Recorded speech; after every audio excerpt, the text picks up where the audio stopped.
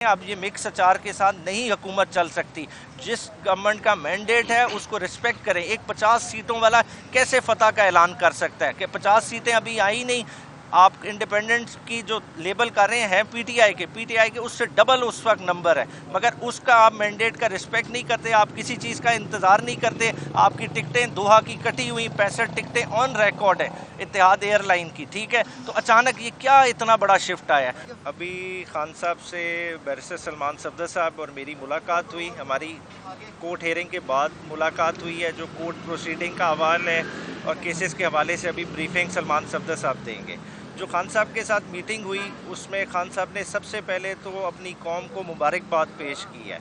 उन्होंने कहा है कि कौम वाकई जो है ना जमहूरियत के साथ खड़ी हुई और नज़रिए के साथ खड़ी हुई, और जिस तरह से खान साहब ने ग़ुलामी नामंजूर का नारा दिया था वो नारा अमली तौर पे उसे अमली जामा इस कौम ने पहनाया। जिस तरह से औरतें निकली, बुज़ुर्ग हमारे निकले और शहरी तमाम शहरी निकले वोट, और जिस तरह से जिस अंदाज में वोट कास्ट किया गया पीटीआई की फेवर में वो अनप्रेसिडेंटेड था। ये 1970 वाले इलेक्शन की भी उसको क्रॉस कर गया है, और इस पर उन्होंने बार बार रिपीटेडली मुबारकबाद कौम को पेश की।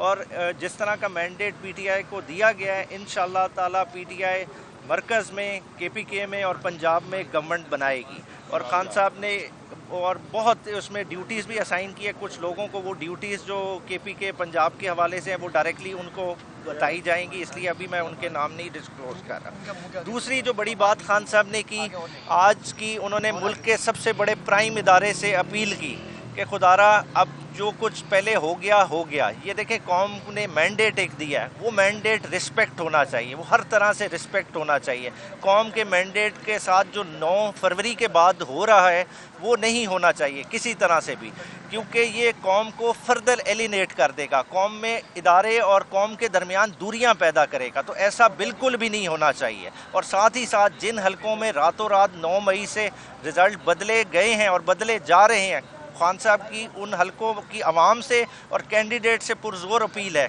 कि कल दोपहर को वो निकलें और भरपूर प्रोटेस्ट करेंगे। वो थ्रू आउट पाकिस्तान उन हलकों में जहाँ जहाँ ये धांधली के वाक़यात रूनुमा हुए हैं, और इन पे भरपूर तरह से जो है ना इसका इजहार किया जाएगा और अदालती तरह से भी फॉलो अप किया जाएगा। और ये एहतजाज बिल्कुल पुरअमन होएगा, क्योंकि खान साहब की तारीख रही है हमेशा से पुरअमन एहतजाज हम करते रहे हैं। हमने धरना दिया, पुरअमन रहा, और अब भी ये पुरअमन होएगा, क्योंकि देखें जमहूरी अमल में वोट की ही रिस्पेक्ट है। अगर वोट ही चोरी हो जाए तो अवाम क्या करेंगी। अवाम के बाद वाहिद रास्ता पीसफुल प्रोटेस्ट का है, और तहरीक इंसाफ वो रास्ता अडॉप्ट करेगी।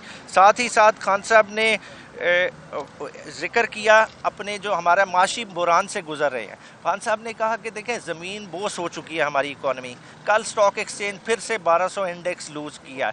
ये क्राइसिस हम घुटने लग चुके हैं। इस वक्त पॉलिटिकल अनसर्टेनिटी हमें किसी तरह से हमारा मुल्क मुतहम्मिल ही नहीं हो सकता। तो इस चीज़ पे हमें बड़ा ही बखूबी गौर करना पड़ेगा। अगर हम इस तरह से चलाएँगे तो पाकिस्तान के लिए इर्रिपेरेबल डैमेज होने जा रहा है। तो खुदारा इस चीज़ पर तमाम लोग गौर करें, गौर व फिक्र करें और पाकिस्तान को उस तरफ ना लेके जाएं। साथ ही साथ इस अमल में देखें हमने एक शख्स को बिठाने के लिए अपने तमाम इदारों को कमज़ोर कर दिया है, चाहे वो नैब हो, चाहे एफआई हो। पुलिस को जिस तरह से इस्तेमाल किया, अगेंस्ट देयर विल इस्तेमाल किया। पुलिस से वो काम कराए गए वो शायद जो वो नहीं करना चाहते थे। प्री पोल रिगिंग इस हद तक की गई जो पाकिस्तान की तारीख में देखने को नहीं आई, मगर वो उस तरह से इदारों को इस्तेमाल किया गया। अल्टीमेटली नुकसान किसका हुआ? इस कौम का हुआ है, इदारों का नुकसान हुआ है। इदारे नहायत ही कमज़ोर हो गए हैं, आज उस पोजीशन पे खड़े हैं कि उन्हें दोबारा खड़ा करने के लिए हमें इमरान खान जैसी क़यादत की ज़रूरत है। लास्टली इमरान खान साहब ने इंस्टीट्यूशन की क्रेडिबिलिटी के हवाले से बात बड़ी तफसीली की। उन्होंने कहा इसके लिए अब देखें नवाज़ शरीफ का जो ट्रैक रिकॉर्ड आप उठा के देख लें कि 2008 में गए, 2018 में गए, 99 में गए, ये गवर्नमेंट्स को बैंकरप्ट करके गए। आप 16 महीने की परफॉर्मेंस देख लें आपकी जो पीडीएम की गवर्नमेंट की रही, उसमें क्या इस कौम का हशर नशर हुआ है। तो खुदारा अब उस चीज़ को रिपीट ना करें। अब ये मिक्स अचार के साथ नहीं हुकूमत चल सकती। जिस गवर्नमेंट का मैंडेट है उसको रिस्पेक्ट करें। एक 50 सीटों वाला कैसे फतह का ऐलान कर सकता है कि 50 सीटें अभी आई नहीं। آپ انڈیپینڈنٹ کی جو لیبل کر رہے ہیں پی ٹی آئی کے اس سے ڈبل اس وقت نمبر ہے، مگر اس کا آپ مینڈیٹ کا رسپیکٹ نہیں کرتے، آپ کسی چیز کا انتظار نہیں کرتے. آپ کی ٹکٹیں دوحہ کی کٹی ہوئی 65 ٹکٹیں آن ریکارڈ ہے اتحاد ایئر لائن کی، ٹھیک ہے. تو اچانک یہ کیا اتنا بڑا شفٹ آیا ہے؟ تو ان ساری چیزوں کو دیکھنے والا ہے. پی ٹی آئی کا مینڈیٹ ہر طرح سے رسپیکٹ کریں اور ہمیں ایک بڑے کرائسس سے بچائیں. شکریہ.